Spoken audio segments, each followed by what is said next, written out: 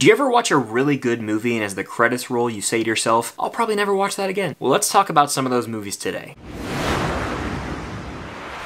What's going on, guys? I'm Chris and welcome back to another video. Today I'm going through my top 10 best movies I've seen that I'll probably never watch again. These are all really good movies that I personally really liked. They just don't have a lot of rewatchability. That could be due to the subject matter, the runtime, a whole plethora of reasons that I'll get into in this video. But before I do, be sure to hit that like button, comment down below some movies that you think are great but you'll probably never watch again. Subscribe to that notification bell to help me reach my goal of 100,000 subscribers here on the channel. It means a lot, trying to make that final push. And check out the Unusual Couple podcast link down below for weekly podcast episodes with myself and my girlfriend Cam. We have a blast with it. Alright, so kickstarting this list at number 10 is A Beautiful Mind, a film starring Russell Crowe that came out in 2001, the year after Gladiator, and a very upsetting movie from an emotional perspective. We're following this man played by Russell Crowe who is a genius, and certain reveals are made during the movie where he might not have been the most reliable narrator. I don't want to spoil it in case you haven't seen it, but it's a huge reveal that recontextualizes everything you've seen up to that point in the movie. There are some moments that are really hard to watch in terms of some psychological treatments that are taking place, and it's just one of those movies that's not very comforting in a way. Like, it's a very well-made movie. The performances are amazing, especially from Russell Crowe, but it's not a movie I see myself ever revisiting. The first time I watched it was in AP psychology class. Once our exams were finished, he said, hey, let's watch A Beautiful Mind. And we were like, all right, here we go. And it's just one of those based on a true story movies that takes a toll on you as a viewer. It's very well made, probably never gonna watch it again. At number 9 on my list is Zodiac, the David Fincher film. I know a lot of people love this one. It's never really been a top-tier Fincher movie for me, but it's still really well made. The man rarely misses, and that's no exception here. He crushes it with Zodiac. It's got Robert Downey Jr., Jake Gyllenhaal, Mark Ruffalo. Outstanding performances in this movie, and it's a murder mystery in a way where they're trying to figure out who the Zodiac killer is. Because of that, the movie can be emotionally draining and extremely unsettling at times. The subject material of this movie by nature is just really unsettling, and certain scenes can even be hard to stomach. Just the way some of these details are described of certain kills, there's no other way to say it, it's just disturbing. It's a really well put together movie. Fincher knows how to make these dark thriller films so well, and he excels at that here. It's a very well put together movie, but I haven't seen it in 4 or 5 years, and I haven't had the desire to rewatch it. Great movie, really heavy watch though. At number 8 on my list is Apocalypse Now, a film that many claim to be one of the all-time greats. I watched this movie probably at the wrong time in my life. I was 18 going on 19, I believe, and I just didn't click with this one for whatever reason. It is well put together. I do think it's a very good movie. That's why it's on this list. I just couldn't connect with it the way I wanted to. Maybe that's my expectations. I went in thinking it would be one thing and it was the other. Like, I thought it was more of a straight-up war movie. It's more of a sort of psychological study, in a way, about the horrors of war. I believe it's actually based on Heart of Darkness, which I read in 12th grade in school. And that shows. The movie's real trippy at times, especially once you get in the third act. And when you dive into the material, there is a lot to process, thematically speaking. It's a deep movie, and not one I really see myself revisiting. I don't know what version of the film I watched. I know there's a few different iterations of this film's release. Maybe it's one I have to give another shot down the road where, you know, I'm older, more mature, maybe could experience it a little differently nowadays. But for whatever reason, I didn't click with this one the way I wanted to. It's a very well-made movie, I can acknowledge. That's why it's on this list. I just never really have had the desire to go back and watch it again. At number 7 on my list is The Sixth Sense. There are certain movies where once you know the twist, you really have no need to ever watch them again, and The Sixth Sense is probably at the top of that list. It's M. Night Shyamalan's best movie. It's a groundbreaking twist and reveal for cinema, but once you know that reveal, you really have no desire to go back and watch the movie. Spoilers for The Sixth Sense, but at the end of the movie, it's revealed that Bruce Willis's character was dead the entire time, and if you watch the movie knowing that, there's really nothing to gain from it. In fact, when I watched this movie, I was pretty sure I knew what the twist was, and then when it happened, I was like, okay, yeah, I remember being spoiled for this a while back, and it's pretty obvious on rewatch, so I just don't know what I could benefit from going back to The Sixth Sense. Very well-made movie.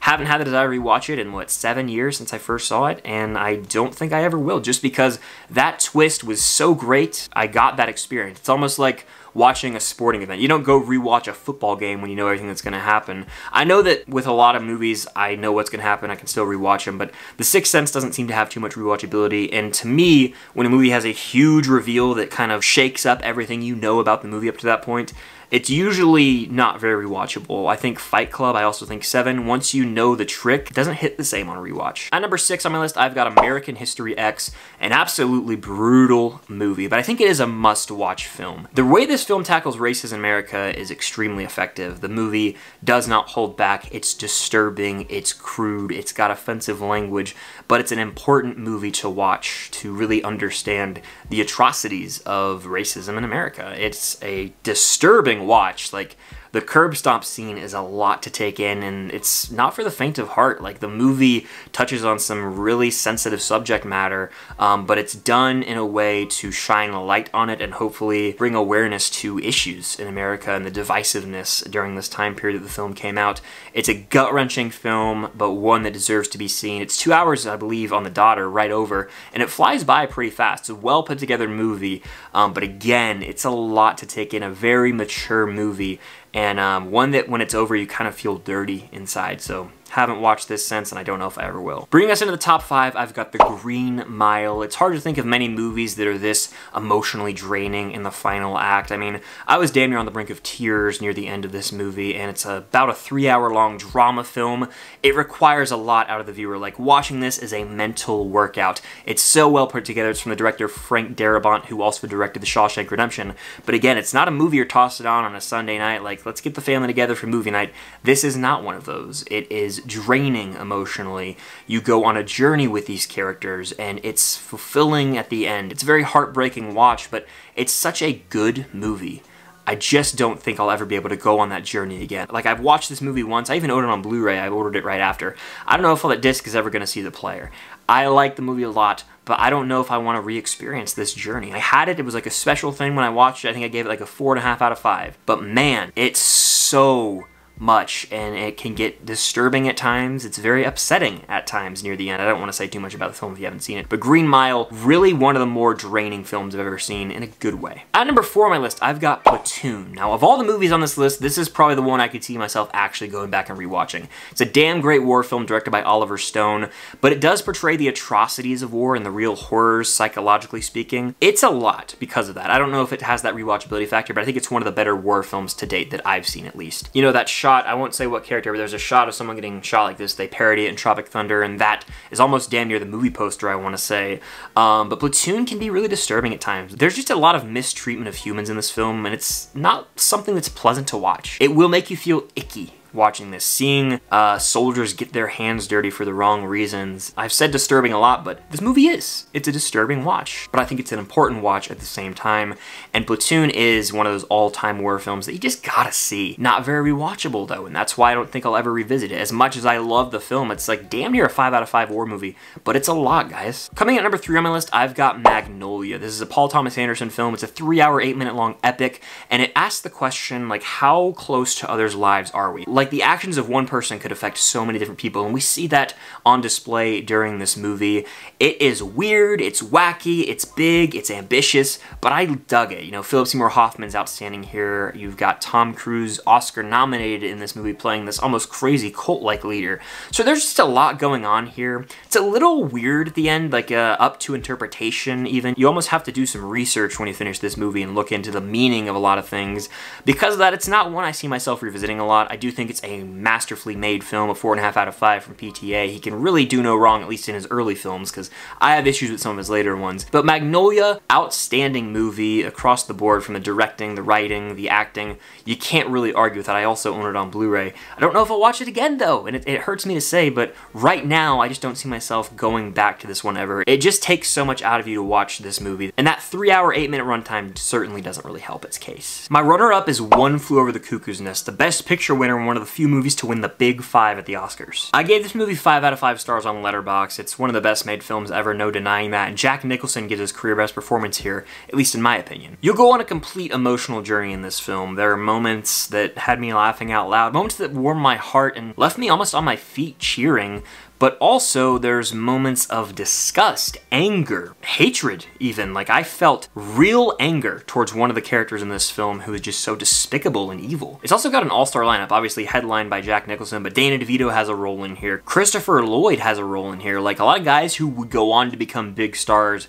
had supporting roles in this movie, and it takes place at a mental hospital. So there's this uneasy feel to a lot of the film, especially the way one of the nurses, Nurse Ratched, treats the patients. It's inhumane. And I think that's a main reason this film doesn't have a ton of rewatchability for me, is there's a lot of inhumane treatment of human beings, and the setting can be very gloomy, and the movie can be pretty depressing at times. Like, the film ends on a note that's really upsetting, but then triumphant at the same time. It just takes you on a full emotional journey. It's damn near 3 hours long. Look, it won all those Oscars for a reason. It's a must-watch movie at least once in your life, but more than that, I don't know. I don't know if I'll watch this one again. I would love to maybe 10, 15 years from now, but right now it's nowhere near my rewatch radar. Now, taking the top spot here is Schindler's List. This is Steven Spielberg's best directed movie, I think. It won Best Picture. It is a must-watch movie for anyone because of how important the subject material is. It takes place during World War II, with the main focus being on the Holocaust and how Oskar Schindler is trying to save as many Jewish people as he can from these concentration camps. It's a movie that's really important because history never should repeat itself, and this depicts the atrocities committed by the Nazis during World War II towards Jewish people, putting them in concentration camps, treating them like they're not even humans. It's really upsetting. I can't think of a really more upsetting movie in terms of cruel treatment of human beings, and the fact that this is based on true events is what makes it the most upsetting. Steven Spielberg made this film so real, and the performances, everyone was so in on this movie and shining a light on this story. It's super sad. The John Williams score is devastating at times, and there's a moment where Oskar Schindler breaks down near the end of the film. He's like, I could have got more. I could have got more. It's just like, damn, this is so sad, but it's so important to witness because history never ever needs to repeat itself, and this is a movie that I think should be a required viewing for everybody at some point in your life. Almost like your senior, junior year of high school, I think, when you learn about this. It's a true tragedy that these events occurred in real life, and this movie shines a light on that. Steven Spielberg, this is like a real passion project for him, and he directed the hell out of it. It's a very heavy movie that will leave you feeling broken after, and because of that, I don't think I'll ever watch it again, but it is a must-watch film, I promise you. It is so rewarding as a viewer to go on this journey and experience this story and understand more of what really went on. It's like a visual history lesson for 3 hours and 15 minutes. It is long, it is unforgiving at times, but it is a must-watch to really understand the real atrocities that took place. So yeah, that does it for the 10 best movies I've seen that I'll probably never watch again. Let me know in the comments down below some of the best films you've seen that you never really see yourself going back to.